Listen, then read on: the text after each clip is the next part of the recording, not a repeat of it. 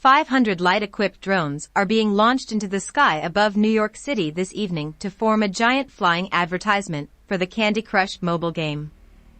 The 10-minute-long choreographed performance has been organized for the game's 10th anniversary and will turn the sky into the largest screen on the planet, according to Fernanda Romano, Chief Marketing Officer at Candy Crush.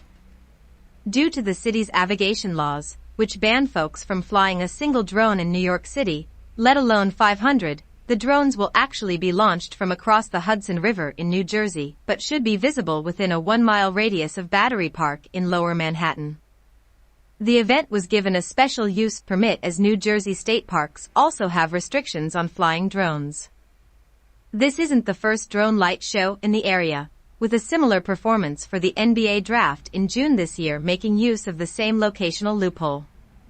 New York City is hardly known as a popular destination for stargazing thanks to its light pollution, but a flying advertisement turning the literal sky into a commercialized billboard has understandably irked some of the city's residents.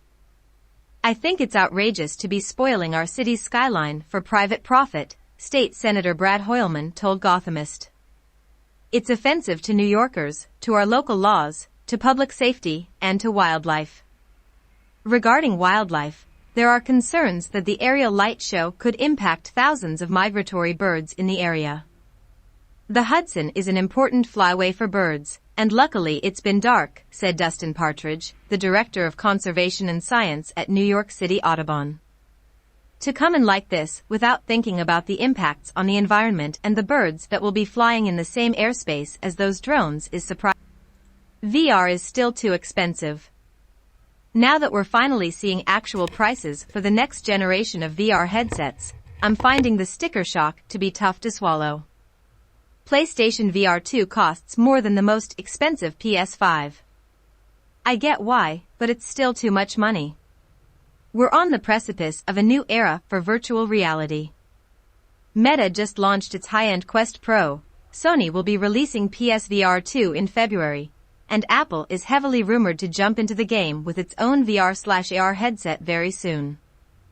I'm finally ready to buy a VR headset, and this is the generation that it feels like I should be joining. But now that we're finally seeing actual prices for them, I'm getting some major sticker shock.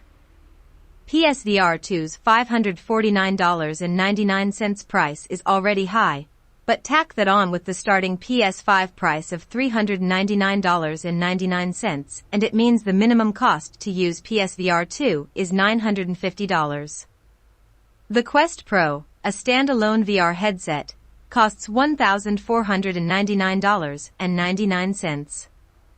And don't expect Apple's headset to be cheaper. If anything, it seems like it will be even more expensive, with Bloomberg's Mark Gurman reporting that it could cost more than $2,000. To be fair, these headsets are loaded with advanced technology. PSVR 2 is a big upgrade over the first PSVR, with features like an OLED screen, for built-in cameras to track your movements, and vastly improved controllers versus the PS3 EA Move wands that the original PSVR relied on.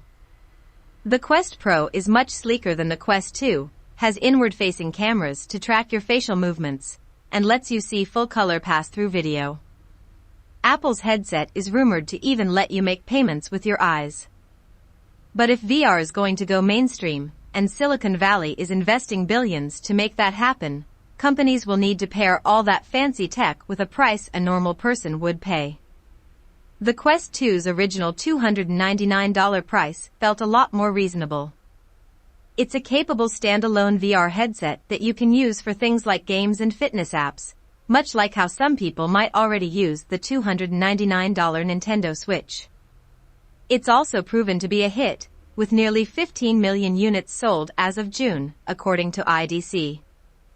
That's particularly impressive given Sony just said it sold 25 million PS5s, meaning a product in a relatively new category isn't that far behind the most coveted console on the planet.